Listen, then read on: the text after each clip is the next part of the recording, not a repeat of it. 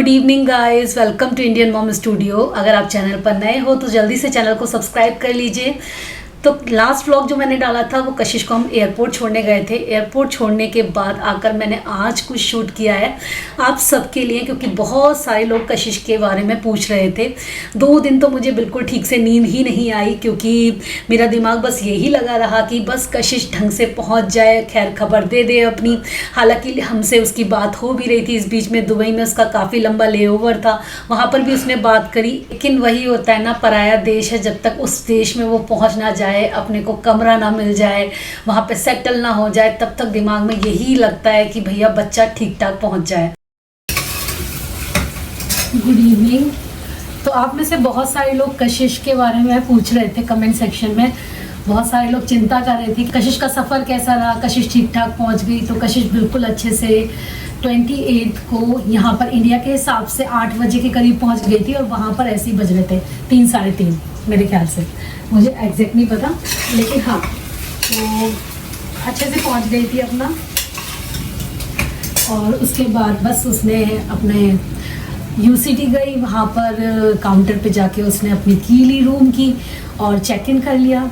और फिर वो थोड़ी देर बाद ही मुझे दिखा रही थी, 3-4 घंटे बाद लगभग उसने अपना रूम भी लगभग तैयार कर लिया था, क्योंकि इसे बाथरूम यूज़ करना था, शावर लेना था। इतना लंबा सफ़र जो किया था, पूरे 24 आवर्स तो उसे लग ही गए थे, लेकिन थक बहुत गई थी। फिर मैंने कहा तुम जाके सबसे पहले शावर ले लो। तो उसने अपनी सारी अटैचियाँ खोली, शावर वगैरह का सामान निकाला, अपनी जो वार्डरोब होती है वो सेट करी। उसने बहुत हद तक उसने पहले दिन ही सेट कर लिया था, और नेक्स्ट डे तो वो थोड़ा मार्केट का भी काम करके ले आई, जो मतलब रेगुलर वाली छोटी मोटी चीज़ें होती हैं आसपास मिलती हैं, तो वो ले आई थी खरीद के, जिससे खाना खाने में दिक्कत ना हो।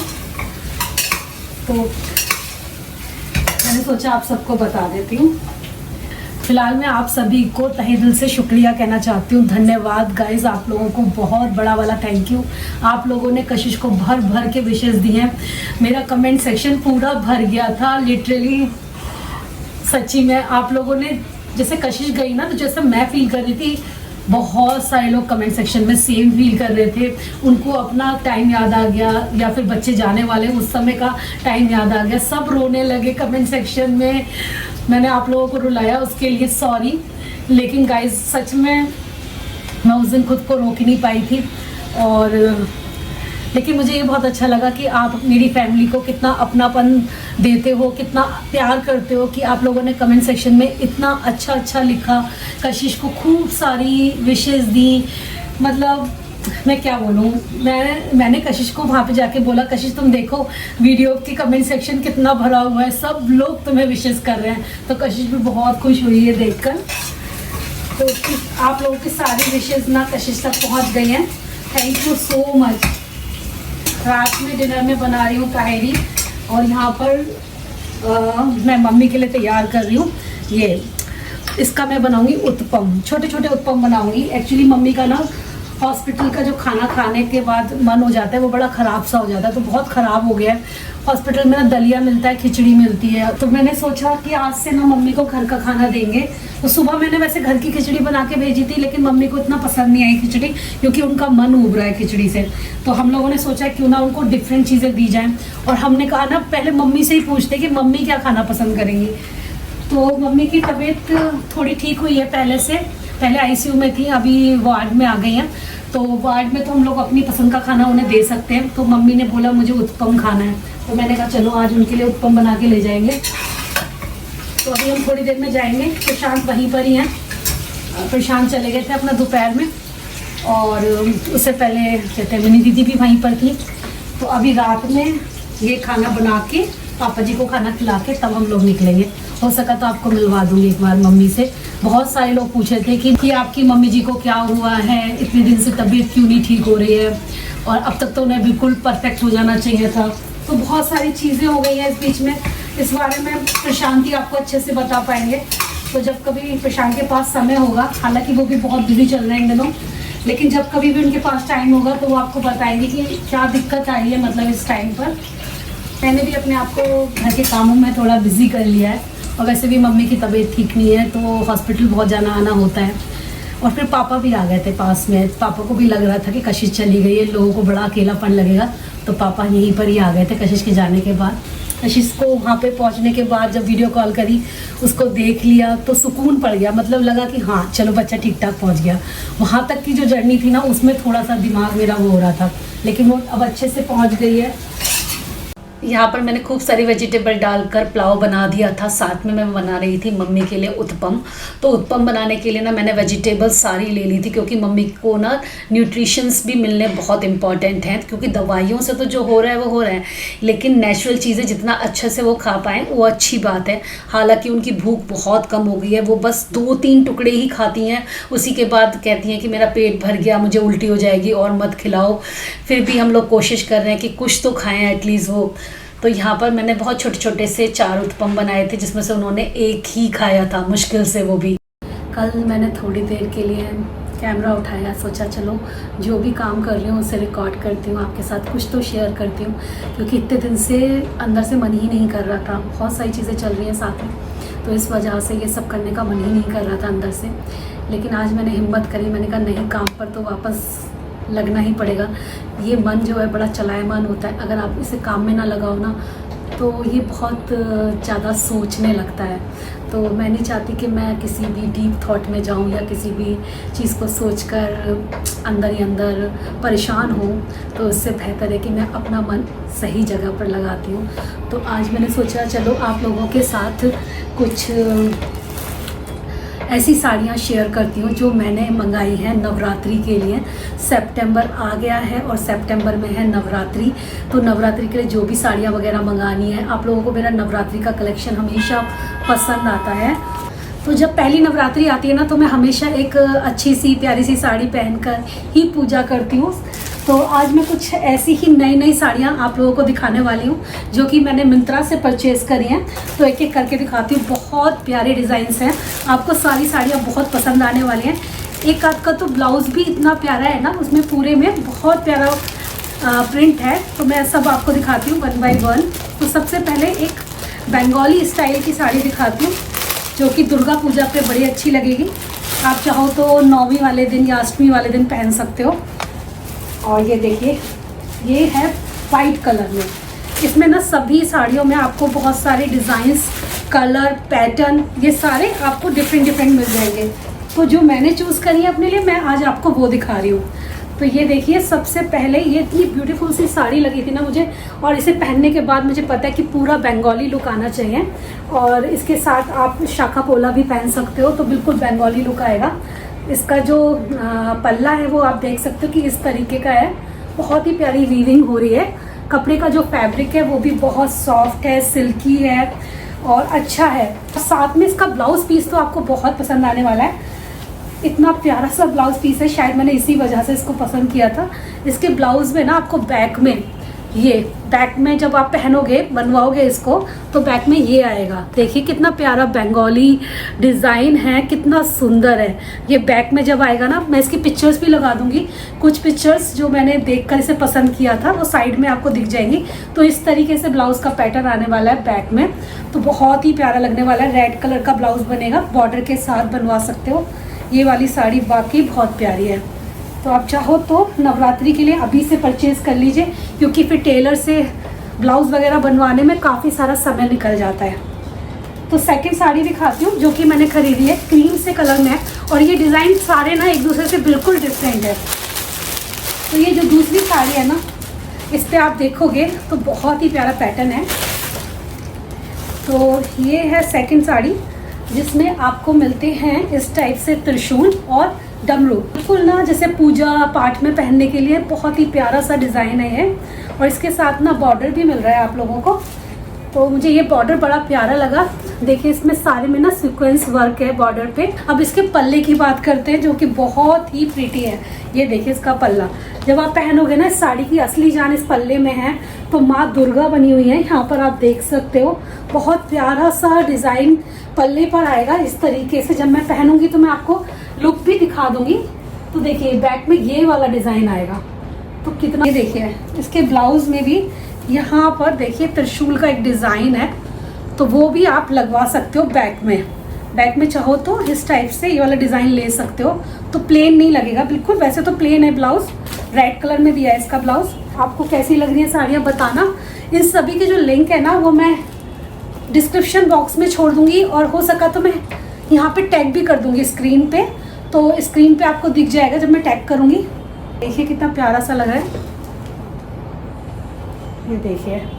तो ये साड़ी का कपड़ा ना प्योर कॉटन में है, तो ये साड़ी पहनने के बाद आपको गर्मी नहीं लगने वाली। आपको एक और साड़ी दिखाती हूँ मैं, ये देखिए कितनी प्यारी साड़ी है। इस साड़ी का कपड़ा भी बहुत बढ़िया है, हल्का कपड़ा है। और इस साड़ी में ना पैटर्न तो देखिए बिल्कुल सिंपल। अगर आपको साड़ी पहनना पसंद है ना, आपको नहीं चाहिए कि साड़ी में ज़्यादा प्रिंट हो, ज़्यादा बड़ी बड़ी बूटियाँ हो, क्योंकि सब लोगों का टेस्ट अलग होता है। उस हिसाब से आप देख सकते हो ये साड़ी कितनी प्यारी है। और इसका भी पल्ला बहुत सुंदर है। इसका पल्ला, एक मिनट बस रुकिए मैं दिखाती हूँ आपको इसका पल्ला। ये देखिए है ना कितना प्यारा पल्ला है इसका। ये साड़ी मुझे बहुत पसंद आई थी। मैं सोच रही थी कि मैं इस साड़ी को तैयार कराऊँ नवरात्रि के लिए। बाकी आप लोग भी कमेंट सेक्शन में मुझे सजेस्ट करिएगा, अपना सजेशन ज़रूर दीजिएगा कि मेरे ऊपर कौन सी साड़ी ज़्यादा बेटर लगेगी, आपको इसमें से कौन सी साड़ी सबसे ज़्यादा पसंद आई, तो मैं वही तैयार करा दूँगी अपने लिए। ये देखिए कितनी प्यारी सी साड़ी है। ये जो है ना एकदम लाइट सी पड़ रही है जैसे, और बीच में जो ये देखिए कितना प्यारा पैटर्न है, बिल्कुल है ना बंगाली स्टाइल में। और वैसे प्लेन साड़ी है बिल्कुल, ये बिल्कुल प्लेन साड़ी है आपकी। ये देखिए है ना प्लेन साड़ी। अच्छा इसका ब्लाउज पीस भी मैं आपको दिखा देती हूँ एक बार। ये रेड कलर में मिल रहा है इसके साथ भी ब्लाउज पीस, और इसमें छोटी छोटी बूटियाँ बनी हुई हैं, तो काफ़ी सुंदर सा प्रिंट है। ऑल ओवर साड़ी भी ऐसी है कि डिसेंट सी है, आप आराम से कहीं भी पहन के जा सकते हो। नवरात्रि में क्या होता है, सोसाइटी में फंक्शंस वगैरह भी काफ़ी रहते हैं, तो उस टाइम भी आप वियर कर सकते हो।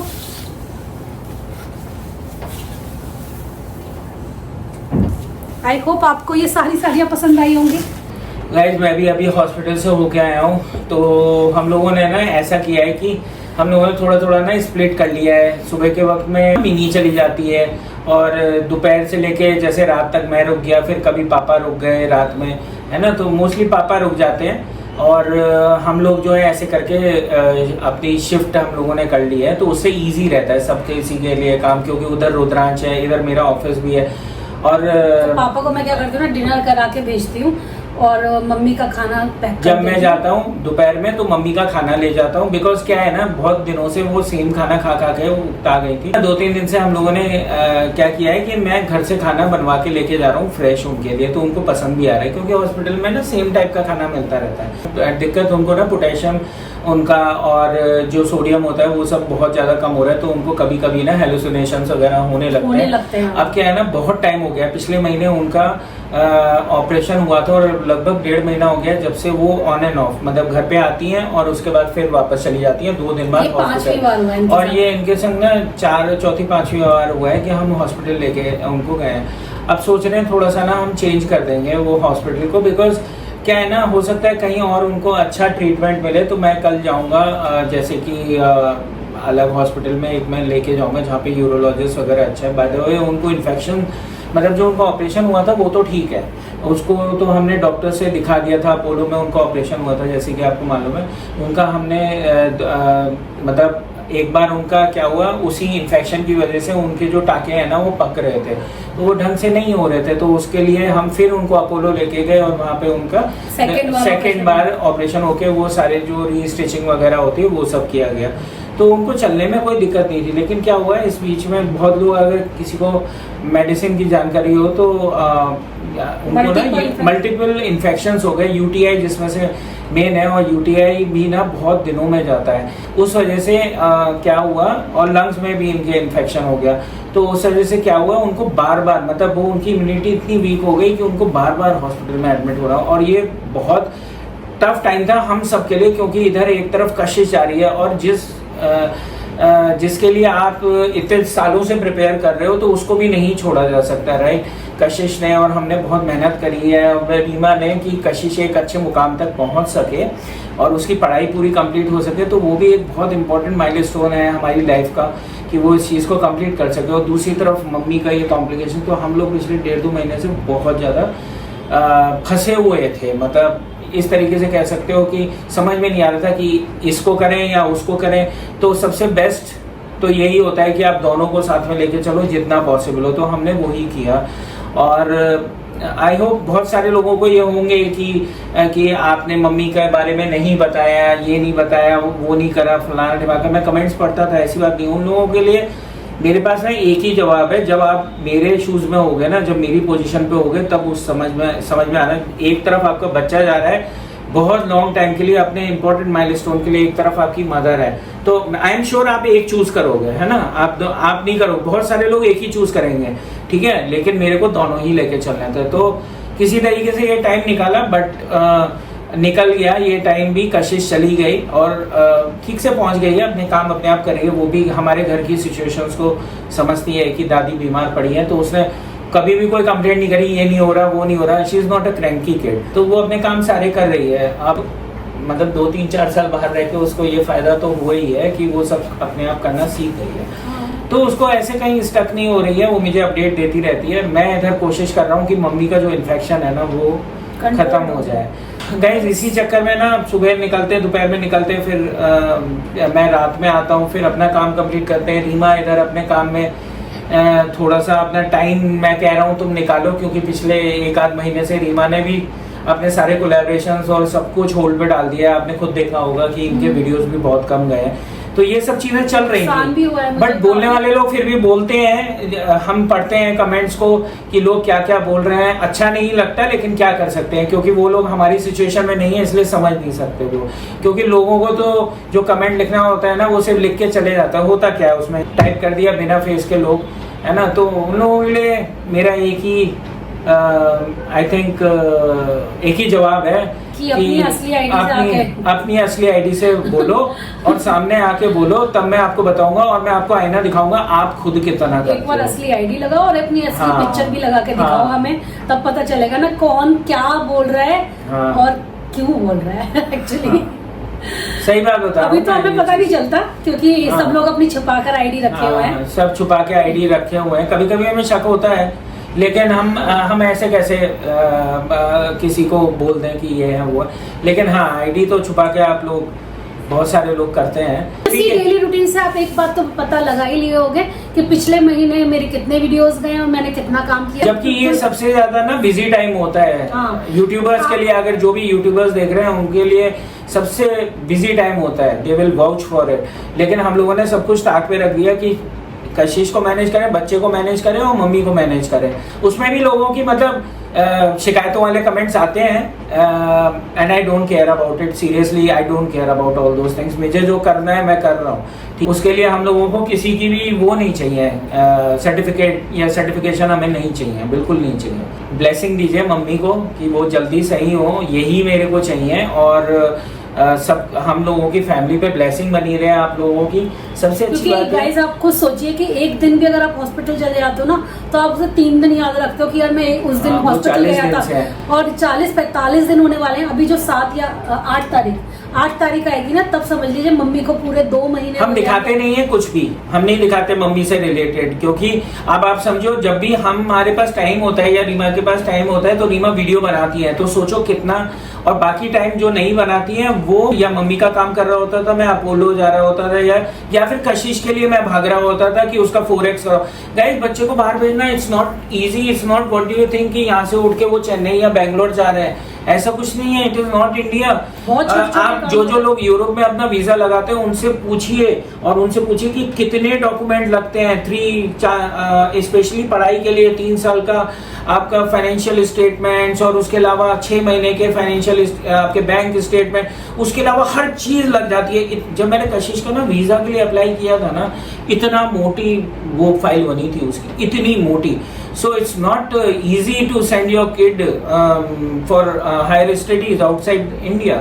So जिसको नहीं मालूम है उसको मैं बता रहा हूँ, और जिसको मालूम है वो तो समझ ही सकता है क्या सिचुएशन है। घूमने नहीं जाना था, कोई घूमने ही है, उसको आप बहुत लॉन्गर टर्म के लिए भेज रहे हो कि 15 दिन का ट्रिप करके आना है, कर लेगी, है ना। ऐसा सब नहीं होता। वगैरह ये सब जगह जा चुके हैं, वो तो आपको इमीडिएटली बताया था हम लोगों ने, बिकॉज और तुरंत चले भी गए थे, आ भी गए, क्योंकि हमें घूमने जाना था, वहाँ रहना नहीं था। लेकिन जब आप रहते हो ना किसी कंट्री में, तो आपको बहुत ज्यादा काम करना होता है पीछे से। इंडियन गवर्नमेंट के रूल्स भी इतने इजी नहीं है, जहाँ आप पैसे आप यहाँ से तुरंत आपने ऐसे भिजवा दिया. There is lot of process, they need all the documents. Every time you transfer money to university, they will ask, every time they will ask you कितने उसमें करना पड़ता है, पता ऑलमोस्ट पूरी फीस जमा करवा लेते हैं वो लोग. बच्चे के पढ़ाई होने से पहले फीस जमा हो जाती है, पूरी फीस हो जाती है. तो गाइस हमारी कोई ऐसी कोई शिकायत नहीं है, बिकॉज आई नो कि हम लोग सोशल मीडिया इन्फ्लुएंसर्स हैं एंड लोग तो बोलते ही हैं, बहुत सारे लोग हमें समझाते भी हैं कि यू नो जब आप इस पे हो तो आपको आना भी चाहिए. हाँ आना भी चाहिए, लेकिन जवाब देना भी आना चाहिए. बिकॉज अगर क्या होता है ना, हमेशा सुनने के लिए नहीं बैठे हो. अगर आप सुनते जाओगे ना, लोगों को कहीं ना कहीं ये इंप्रेशन आता है कि हाँ जो हम बोल रहे हैं वो सही है, और इससे आपकी इमेज भी खराब करते हैं लोग. इमेज भी खराब करते हैं. जब आप गंदा गंदा लिख के चले जाओगे कमेंट सेक्शन में, मैं उसे छोड़ दूंगी, कोई रिप्लाई नहीं करूंगी, तो आप मेरी इमेज को ही तो खराब कर रहे हो ना. हाँ. तो मैं ऐसा कैसे बर्दाश्त कर लूंगी? आप कर लोगे कि अगर आपकी इमेज कोई खराब हाँ. करेगा? आप भी नहीं कर पाओगे. कोई नहीं करेगा, राइट. तो वही वाली बात है, तो हम जवाब तो देना ही पड़ता है. तो मुझे तो आपको ये बताना था कि मम्मी की तबीयत कैसी है.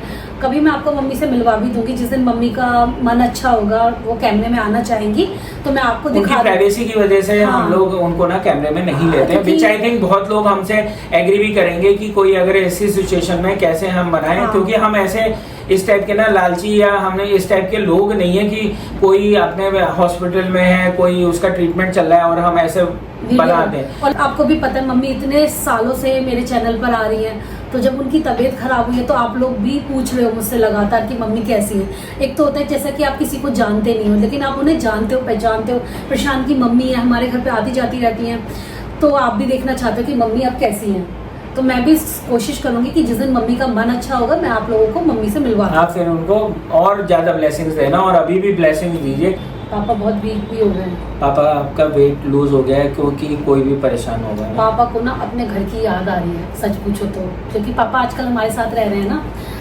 जब जिस दिन कशिश चली गई थी उसके बाद पापा खुद ही आ गए. पापा को लगा हुआ कि हम लोगों को अकेला लगेगा. हाँ. कशिश के जाने के बाद तो मैं आजकल नोटिस कर रही हूँ कि वो बहुत ज्यादा वीक हो गए हैं, खोए रहते हैं. मतलब हम लोग मूड अपलिफ्ट करने की कोशिश करते हैं. अभी नहीं है, इस टाइम नहीं है पापा. इस टाइम तो मम्मी के पास है, क्योंकि प्रशांत अभी हॉस्पिटल से लौटे और पापा गए हैं.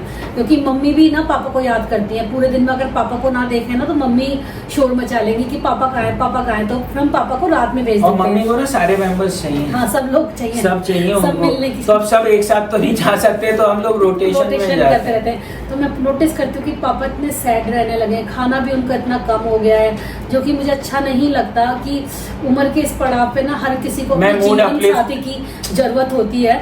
और जब उम्र के इस पड़ाव में जब आपका जीवन साथी इतना बीमार होता है ना, तो आपको कितना बैड फील होता है ना. वो उनको देख के मुझे फीलिंग आती है कि एक हस्बैंड के लिए उसकी वाइफ कितनी जरूरी है, एक वाइफ के लिए उसका हस्बैंड कितना जरूरी है. क्योंकि वो अपने घर को मिस करते हैं, मुरादाबाद जो लड़ाई होती है ना, वो पार्ट ऑफ दिस रिलेशनशिप होती है. भले ही लड़ते रहो, मम्मी पापा में भी खूब नोकझोंक होती रहती है, लेकिन शायद हम लोग वही नोकझोंक मिस करते हैं. मैं भी खाना भी मम्मी के हाथ का मिस करते हैं. इवन उनको ना वही टेस्ट चाहिए जो मम्मी बनाती है. वैसा टेस्ट तो शायद मैं ना लेकर आ पाऊँ, क्योंकि देखो सबका हाथ अलग होता है, सबका बनाने का तरीका अलग होता है, मसाले अलग हो जाते हैं, शहर अलग हो जाता है, पानी अलग हो जाता है. लेकिन मैं कोशिश करती हूँ कि मैं उनके टेस्ट का कुछ तो बनाऊं.